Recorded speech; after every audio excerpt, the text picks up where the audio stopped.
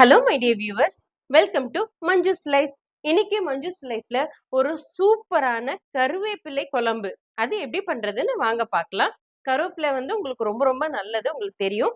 So அதை வச்சு நம்ம ஒரு சூப்பரா ஒரு கிரேவி பண்ண போறோம். அதுக்கு தேவையான பொருட்கள் எல்லாம் நான் எடுத்து வச்சிருக்கேன். இப்போ நம்ம டைரக்டா நான் உங்களுக்கு ப்ராசஸ்க்கு போயிடலாம். ஃபர்ஸ்ட் மாதிரி ஒரு கடாய் எடுத்துக்கோங்க. இந்த கடாயில ஃபர்ஸ்ட் நம்ம ஒரு சில ஸ்பைசஸ் எல்லாம் போட்டு பவுடர் பண்ண போறோம். அது நான் உங்களுக்கு என்னென்னு காட்டுறேன். கடலைப்பருப்பு 2 டீஸ்பூன், துவரம் பருப்பு 1 டேபிள் ஸ்பூன், மிளகு 1 டீஸ்பூன், சீரகம் 1 டீஸ்பூன், தனியா 2 டேபிள் ஸ்பூன். நம்ம ட்ரை ரோஸ்ட் பண்ணிக்கலாம்.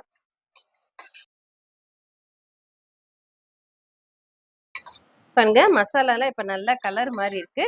இப்ப இந்த டைம்ல நம்ம ஆஃப் பண்ணிட்டு இதை நல்லா ரூம் டெம்பரேச்சர்ல ஆற வச்சுட்டு மிக்சியில நல்லா பொடியா அரைச்சிக்கலாம். இப்ப அடுத்தது அதே கடாயில ஒரு டீஸ்பூன் ஆயில் ஆட் பண்ணிக்கிறேன். ஆட் பண்ணிட்டு ஒரு 3 பச்சை மிளகாய் ஆட் பண்ணிக்கிறேன். இப்படி அளவு கருவேப்பிலை நல்லா வாஷ் பண்ணி வச்சிருக்கேன், நான் அதை ஆட் பண்ணிக்கிறேன். இப்படி கருவேப்பிலை நல்லா வாஷ் பண்ணி வச்சிருக்கேன், அதையும் ஆட் பண்ணி இதை நல்லா நம்ம வதக்கிக்கலாம். நல்ல இந்த இலையெல்லாம் வதக்கி கலர் மாறினதும் இதுவும் நம்ம அரைச்சிக்க தான் போறோம். இப்பவே நல்லா இலையெல்லாம் கலர் மாறிடுச்சு, வதங்கிடுச்சு. இப்போ இதையும் நம்ம வெளியில எடுத்துக்கலாம். போதும், இதுவும் ஒரு மாத்திக்கிறேன். இதுவும் நம்ம ரூம் டெம்பரேச்சர் வந்ததும் அப்புறம் மிக்சியில போட்டு தண்ணி விட்டு அரைச்சிக்க போறோம். இப்போ ஆறதுக்கு வச்சுட்டேன். இப்போ அது ரெண்டும் நம்ம ஆறிட்டு இருக்கட்டும். அதுக்குள்ள நம்ம கிரேவி வந்து ரெடி பண்ணலாம். இப்போ அதே சேம் நான் பண்றது எல்லாமே உங்களுக்கு ஒரு 1 பாட் ரெசிபி மாதிரி தான். இப்போ அதே கடாயில நான் ஒரு டேபிள் ஸ்பூன் ஆயில் ஆட் பண்ணிக்கிறேன், நல்லெண்ணெய் ஆட் பண்ணிக்கிறேன். இப்போ ஆயில் ஹீட் ஆகிற சமயத்துல 1 டீஸ்பூன் கடுகு, 1 டீஸ்பூன் வெந்தயம் ரெண்டுமே ஆட் பண்ணிக்கிறேன். இப்போ நல்லா கடுகும் வெந்தயமும் பொரிஞ்சு வரட்டும். பொரியுது.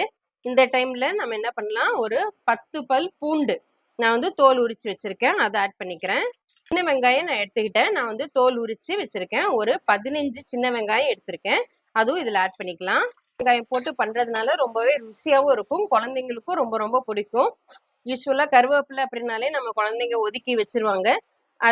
அந்த வேப்பிலையில இருக்கிற எவ்வளவு சத்து இருக்கோ அதே சத்து இந்த கருவேப்பிலையிலும் இருக்கு. உங்களுக்கு ஹேருக்கு ரொம்ப ரொம்ப நல்லது, உங்களுக்கு ஐஸ்க்கு ரொம்ப ரொம்ப நல்லது. அந்த கருவேப்பிலை வந்து அவ்வளோ மகிமை இருக்கு. அதை வந்து இந்த மாதிரி நம்ம வாரத்துக்கு ஒரு தடவை இந்த மாதிரி அரைச்சு நம்ம குழந்தைங்களுக்கு கொடுத்தோம் அப்படின்னா அந்த சத்து அவங்களுக்கு கிடைக்கும். அதுக்காக தான் மெயினா நான் இந்த இதை பண்றேன். நல்லா வதக்கி விடுங்க. இப்ப இது வதக்கிற சமயத்திலே நான் ஒரு 2 தக்காளி கட் பண்ணி வச்சிருக்கேன் டைஸ்டா, அதையும் ஆட் பண்ணிக்கலாம். இப்ப அதுவும் நல்ல நம்ம அடுப்பை ஒரு மீடியம் ஃப்ளேம்ல வச்சு வதக்கி விடலாம். இப்ப தக்காளி வெங்காயமும் ஒரு நிமிஷம் நல்லா வதங்கட்டும். இப்ப பாருங்க, நம்ம தக்காளி நம்ம போட்ட வெங்காயம் எல்லாம் நல்லா வதங்கிருக்கு. இப்போ நான் சிம்ல வச்சுட்டு ஒரு 1/2 டீஸ்பூன் டர்மரிக் பவுடர் இந்த டைம்ல ஆட் பண்ணிக்கிறேன். மிளகாய் பொடி, அதாவது சாம்பார் பொடி இருக்கு இல்லைங்களா, அது வந்து நான் ஒரு 1 டீஸ்பூன் ஆட் பண்ணிக்கிறேன். ஏன்னா நம்ம ஆல்ரெடி காரத்துக்கு வந்து மிளகும் போட்டிருக்கோம், பச்சை மிளகாவும் போட்டிருக்கோம். ஸோ அதனால இது 1 டீஸ்பூன் இருந்தா போதும். நான் அதை நல்லா நம்ம மிக்ஸ் பண்ணி விட்டுக்கலாம். இப்போ பாருங்க, மசாலா நல்லா மிக்ஸ் ஆயிடுச்சு.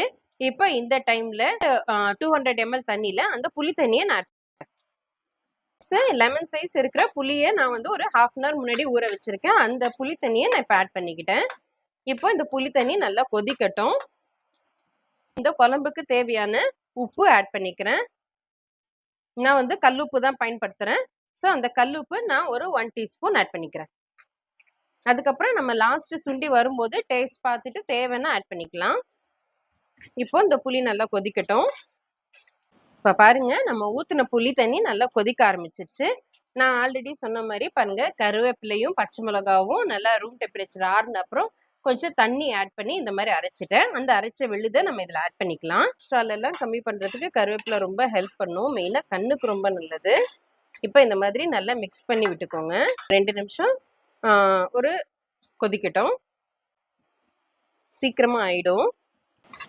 பாருங்க, நல்லா மிக்ஸ் ஆயிட்டு நல்லா கொதிக்க ஆரம்பிக்குது. இப்போ இந்த டைம்ல நம்ம ஸ்பைசஸ் எல்லாம் போட்டு நான் வந்து பவுடர் பண்ணி வச்சிருக்கேன், அது அந்த பவுடரை இப்போ நம்ம ஆட் பண்ணிக்கலாம். ஃபுல்லாக நான் ஆட் பண்ணிக்கிட்டேன். நீங்களே பாருங்க எவ்வளோ சூப்பராக ரெடி ஆயிருக்குன்னு. இது வந்து நீங்க ஒரு 10 நாளைக்கு வரை வச்சுட்டு இருந்துட்டு சாப்பிடலாம். கருவேப்பிலை தொக்கு மாதிரி ஒரு 10 டேஸ் வரை நீங்க வந்து ஃப்ரிட்ஜ்ல ரெஃப்ரிஜரேட் பண்ணி சாப்பிடலாம். அவ்வளோ டேஸ்டா இருக்கும்.